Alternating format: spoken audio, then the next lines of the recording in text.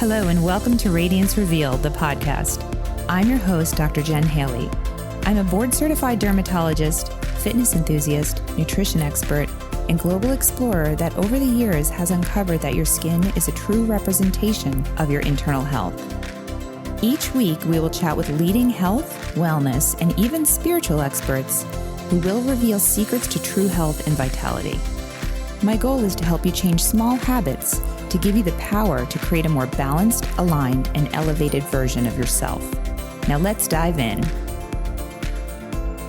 Hi, everyone. Welcome back to this week's episode of the Radiance Revealed Podcast. And I'm your host, board-certified dermatologist, Dr. Jen Haley. And this week, I'm going to talk about topical vitamin C, why you need it, and what to look for. I'm going to talk about retinoids, why they help, how to use them, when to use them.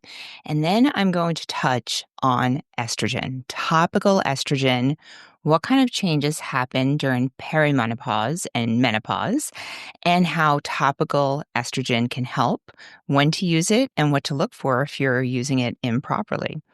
So let's start with vitamin C. So vitamin C is found in a lot of products, but it's not all created equal. So L-Ascorbic acid, well, first of all, let's talk about what vitamin C does. Vitamin C acts as a cofactor for the enzymes involved in collagen synthesis. So we need vitamin C to make collagen, and we also want to use topical vitamin C on our skin in the morning after cleansing, before sunscreen, to help protect our skin from any environmental assaults, all the reactive oxygen species we're coming into contact with. The vitamin C can help with its antioxidant properties against these environmental assaults. And it also stimulates fibroblasts, really as a factor in collagen synthesis, and protects the skin from oxidative stress. So vitamin C can be used morning and night, but it is best used in the morning with the circadian clock of our skin when our skin is in a protective mode. And classically, topical vitamin C's, it's a hydrophilic molecule, and it has been in products in the form of L-ascorbic acid. And L-ascorbic acid is the active form of vitamin C, but it is very, very unstable. So as soon as it hits oxygen, it oxidizes. As soon as it hits light or it gets affected by heat, it's no longer active. So we want it active when it's on our skin. We don't want it to become inactive in the bottle. And this is where formulations really, really matter. So you need to find a reputable company that makes a high quality vitamin C. Pretty much all of the research studies have been done on vitamin C of about 15%. So 15% vitamin C is a gold standard. And you will often see high quality vitamin C with ferulic acid because it stabilizes the vitamin C, and it also works as an antioxidant, and also vitamin E for the same reasons. So vitamin C, vitamin E, and ferulic acid work really nicely together to protect the skin from all the environmental assaults.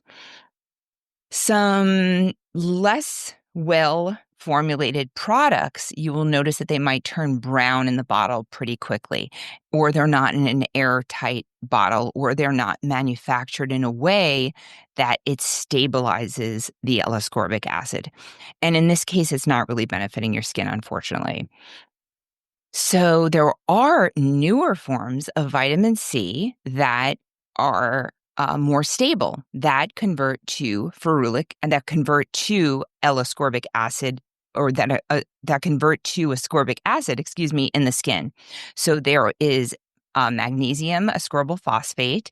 There's sodium ascorbyl phosphate, which is a nice form for anyone with sensitive, rosacea-prone, or acne-prone skin, because some people do tend to break out with vitamin C products. And in that case, I have them look for sodium ascorbyl phosphate forms of vitamin C, and also THD ascorbate.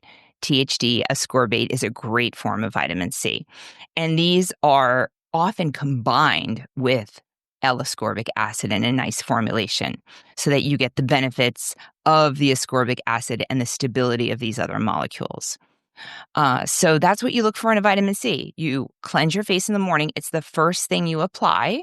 Then if you're dealing with acne or pigmentation, you can apply your serum for that, always thinnest to thickest. Then you can apply your moisturizer. Then you apply your sunscreen. I love tinted sunscreens. It doubles as a foundation. Then let it dry. Then you could put your makeup on. And that's basically what your morning routine looks like. And that's all I wanted to say about vitamin C. Okay, so that's what you look for. 15%. You want to get a 15% formulation because companies will tout that they have an amazing vitamin C product and they won't put the percentage on there. So you really want 10 to 15%. And a cool little trick that you can do to see if your vitamin C is effective. And we used to do this in my office to show that the vitamin C we were selling was highly effective on our cosmetic days. So you cut an apple in half, put your vitamin C on one side of the apple, let it sit all day, and you'll notice that that side does not get brown and the other side gets brown. And that's because it's an antioxidant.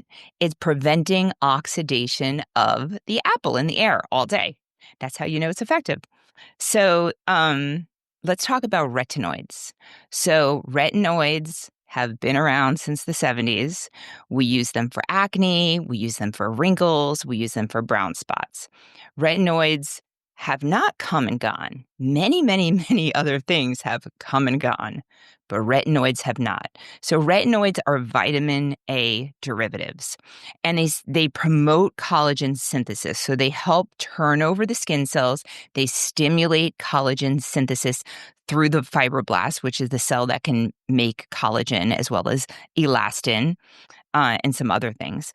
And it basically upregulates the genes to produce more collagen in the skin. So it works through cell signaling through the nucleus of the cell. And it takes about 3 months to start seeing the results, with best results seen at 6 months. It's a slow thing to start working. It also inhibits something called MMP, or matrix metalloproteinase. So retinoids inhibit matrix metalloproteinase, which breaks down collagen. So we do want some breakdown of collagen, just like our bones. We're constantly breaking them down and rebuilding and breaking them down and rebuilding. We do want our collagen to be broken down and rebuilt, broken down and rebuilt. But when things are out of balance and we're having too much tearing down and degradation of the collagen and not enough building, that's how we lose our collagen and we get sagging and wrinkles and all the things we don't like. So retinoids are really key in helping the skin stay renewed throughout the lifetime. We use the term retinoids for a whole bunch of different molecules. So basically, the way it works is there's a flow. There's a flow from retinol esters, and then retinol esters get turned into retinol, and this happens through enzymes. And then retinol turns into retinaldehyde, and then in the skin, retinaldehyde turns into retinoic acid. Let me make sure I got that right. Yes. So there's different enzymes that help along the process. And the more along the process you are to retinoic acid, if you're using something topically, retinoic acid is a prescription strength retinoid, often by the name of Retin-A, or Tretinoin is the generic. Retinoic acid is the strongest one and also can cause the most irritation. The further you are away from turning into retinoic acid, the weaker it's going to be and the less irritation it's going to be. And why do we get irritated from retinoids? So basically, every single retinoid is going to get turned into retinoic acid. But if you just go to the strongest one, that's going to be the strongest one, and you're going to get a more vigorous response.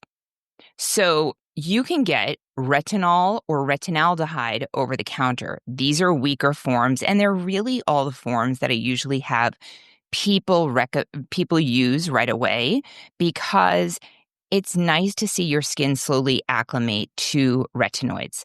So 20 years ago, when I was training, we would just have people start with prescription strength tretinoin or Retin-A back then, and have them apply it and just peel and peel and peel and be miserable and itchy and raw and burning and red for a month or two and then ride through it. And you can certainly do that. That's one way to tolerate the retinoids. Most people don't want to do that. We kind of live in a society where we want a lot of gain and not a lot of pain. And there's a nicer and easier way to do that. You can certainly do that. If you're like, I want to get the best results the quickest, and I don't mind the downtime, and I'm going to go in my little mountain cabin for 6 weeks, you can go ahead and apply prescription strength tretinoin to your face every single night, and 6 to 8 weeks, you'll probably acclimate. Personally, I tried that in my 20s when I was a resident, and I think I was peeling for 2 years straight. My eyelids were always peeling. And I don't think I ever stopped peeling. I just eventually backed off on my retinoids. So the way I have everyone start is how I'm going to have you start. Basically, you go and you get an over-the-counter retinol. Retinol is the best place to start in general. I would say retinol is the best place to start. You apply a pea-sized amount. So you take the size of a pea, put it on your finger, size of a pearl, size of a pea, dot the center of your forehead, dot the left cheek, the right cheek, your chin, and maybe even your chest, and then rub it in, okay? You don't need to have full coverage like you would have for a moisturizer, because how did I say it works? It works through cell signals. It basically signals your DNA to create more collagen. So you don't need complete coverage. You just need to have enough to send signals. And you want to avoid the creases around your eyes, the creases around your nose, the creases around your mouth, and the crease in your neck when you sleep at night. You always want to apply retinoids at night. Traditionally, they're usually light sensitive. There are some forms that are not light sensitive, some of the acne formulations, but I like to work with the body's circadian rhythm, and we are in repair and regeneration at night. So that's when we want to support repair and regeneration, which is what retinoids do. So apply at night first, always the first step after you cleanse. So after you cleanse, you apply your retinoids. Now, if you're first starting, you've never touched retinoids before, you're using a retinol over the counter, many good brands out there, just get something over the counter, and only do it 3 times a week. Apply it 3 times a week. 2 weeks pass, you're not having irritation, go up to 4 times a week. If you are having irritation, then I'm going to have you do the sandwich technique. But if you're not having irritation after 2 weeks, go to 4 times a week for 2 more weeks. No irritation, 5 times a week, and so on, every 2 weeks. Because what happens is if you apply too much too soon, you're going to have no problems right away. And then all of a sudden, it's going to hit you hard, 6 to 10 days. And you are going to have a whole sheet of skin sloughing off. And you're going to look like, you're really going to look like crepe paper. You're going to look like you could see the videos online of this, of people doing this. You just look burnt and that layer of skin will peel off because it does lift off the dead skin cells. So it loosens. We have these dead skin cells, these corneocytes on the top layer of the skin that are attached like puzzle pieces, and it loosens those puzzle pieces and it sloughs off. So we want it to do that at a subclinical level. That means like you wipe your skin and you're removing dead skin cells, not where you can actually visually see it. So by doing it slowly with the every 2-week graduation, at 6 months, whether you started every night or you started 3 times a week, everyone looks just as good at 6 months. Okay, so you'll always eventually get there. You just have to be patient. We have to be patient, trust the physiology of our skin. So start with the retinol. Now, if you are using retinol every single night and you're not having any issues, then call and meet with your board-certified dermatologist and get a prescription for tretinoin. I personally don't use it. I think there's a lot of really good over-the-counter retinols out there, and that's all I can personally tolerate. So that's where I go with that. With If you are having irritation with even 3 times a week, do the sandwich technique. And that basically consists of getting a ceramide-rich moisturizer. Get a moisturizer with ceramides, preferably. Apply it to your skin after cleansing. You could even do hyaluronic acid. You could do hyaluronic acid or ceramides as the first layer of the sandwich. Apply it to your skin.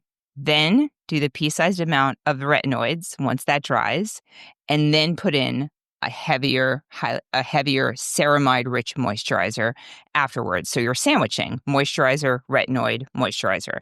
And that's another nice strategy for tolerating retinoids. Then there's also a product I like called AO2 Clear.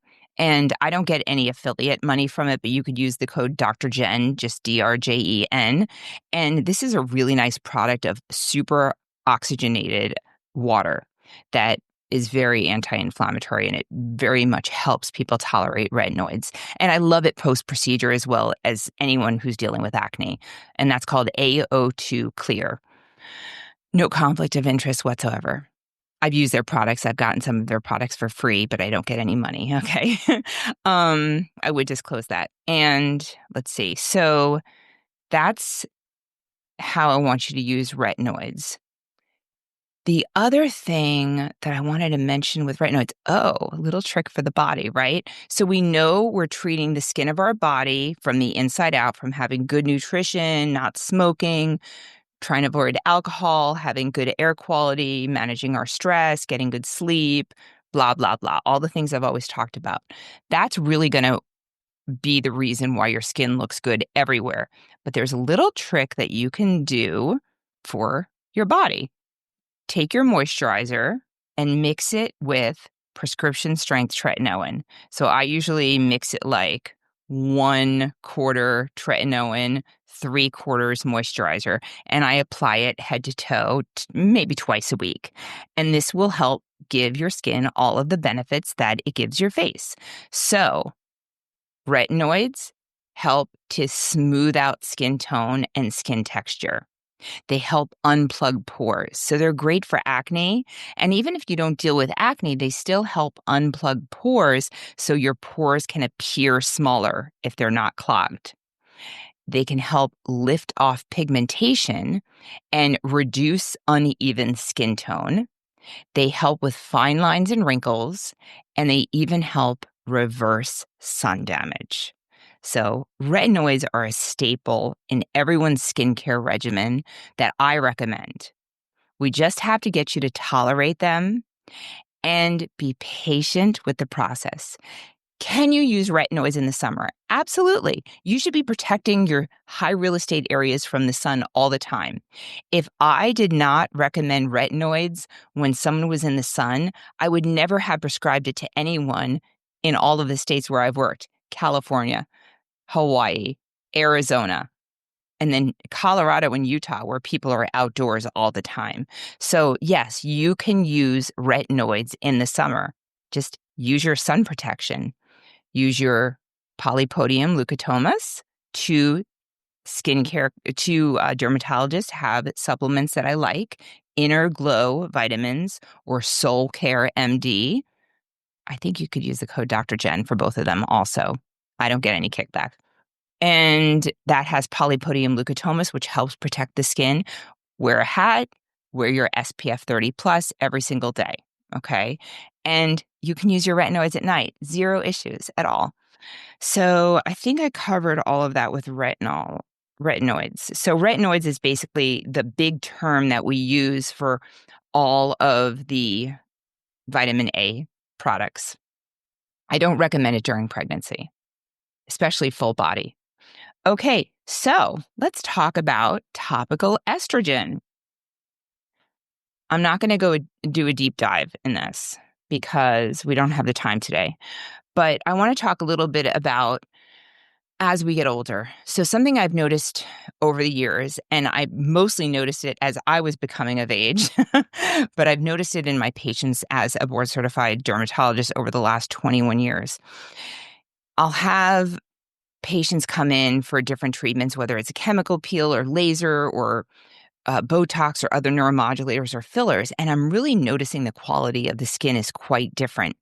And the example that I use is, it's really, crepey is a great word that people use, but if you think about a balloon that's blown up and there's no little ripples in it. And then if it deflates and it's stuck in the corner for 2 weeks and it deflates and you forget about the balloon and then you find it, you can see how there's little ripples in the balloon that weren't there before. And this is really what loss of estrogen looks like in the skin. And I could always tell the difference between that and sun damage. So sun damage looks more, I'm sorry, this is very visual, but if you take a crumpled up piece of paper, and you crumple it up really, really tight, and then you unravel it and you have those kind of wrinkles, but they're thicker. They're like thicker, harder wrinkles. That's what sun damage wrinkles look like. Coarse wrinkles. Whereas loss of estrogen just looks like a deflated balloon with lots of fine little ripples, where I almost feel like, oh, if I just exfoliate it, it will go away. But it won't, because there's a loss of collagen. So this is really estrogen driven. We need estrogen. Estrogen is what makes us fertile. It's what makes us attractive because it indicates fertility. So as we lose our estrogen, we lose that plumpness to our skin. So we have less moisture in the skin and less oil in the skin. And in some ways, that's good because you're not going to break out as much and your pores do appear smaller. When you lose your estrogen, you also have less melasma if you're someone who's struggled with melasma. But you do have an impaired barrier function and more dryness. So that means things that used to not irritate you can now irritate you. And it doesn't seem like you can get enough moisture on your skin. So the skin is more dry, it's more sensitive. There's delayed wound healing as well. And there's basically just a slowdown of collagen and elastin synthesis. So there's not the thickness of the skin and there's not the bounce back of the skin. So I like to pull down eyelids and see how quick it snaps back, or the top of the hand. If you're on YouTube, you could see me, and how quickly it snaps back. That's a good way to see how healthy your elastic tissue is in your skin. How quickly do things snap back? Okay. So basically, with the loss of estrogen, we have a decrease in the skin thickness. So even if I did chemical peels or exfoliated or hydrated and moisturized the skin, it doesn't seem to have that plumpness because we don't have enough collagen. So many women are going on HRT, hormone replacement therapy, or supplementation. I like to call it hormone replacement or hormone supplementation. And when you do, it can be tricky because we could be in perimenopause for 15 years. Perimenopause can start in your 30s and you could still not hit menopause until your 50s. So it doesn't mean that you necessarily need to have estrogen at that point, but you can still see changes in the skin that are indicative of less estrogen.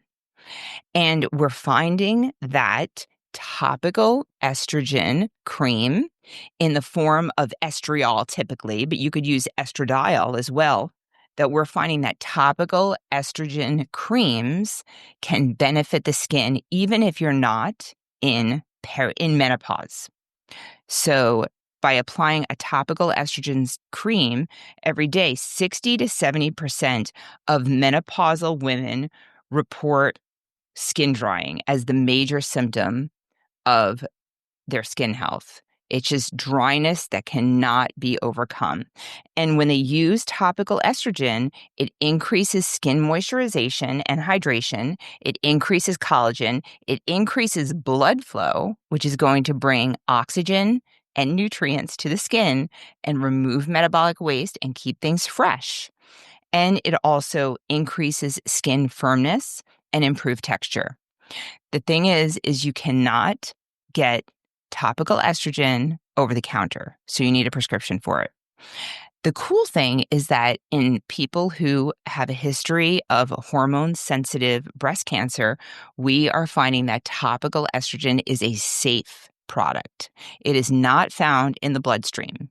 Obviously, I'm not giving anyone medical advice here. You all need to check with your doctors that are knowledgeable on up-to-date treatments. But we find that topical estrogen cream used in the high real estate areas. Some people just use it around their eyes. Some people use it on their necks. Some people use it on like the whole face and neck area and the back of the hands. Some people use it in multiple different places, and some people just use it selectively. So we really are seeing that once a day use can benefit people at about 12 weeks of topical estrogen therapy. So often it is found at compounding pharmacies, and we create these formulations with compounding pharmacies. The one I use has vitamin C and estriol and hyaluronic acid in it, and I have people apply it in the morning after their vitamin C and before their sunscreen. And the one thing that I want you to be aware of, because I struggle with this, is I'm half Spanish. I always have struggled with melasma. I have a certain area on my cheek where I get it. After my second pregnancy, I had it all over the place. It looked like I had a mustache for a period of time. And when I use the topical estrogen estriol cream too much, I will start getting melasma again. So if you start noticing, if you're using topical estrogen cream and you're noticing your pigmentation getting worse, you need to back off. Well, you don't need to back off, but you might want to back off because that could be contributing to it, along with sunlight. But really, the estrogen plays a big role.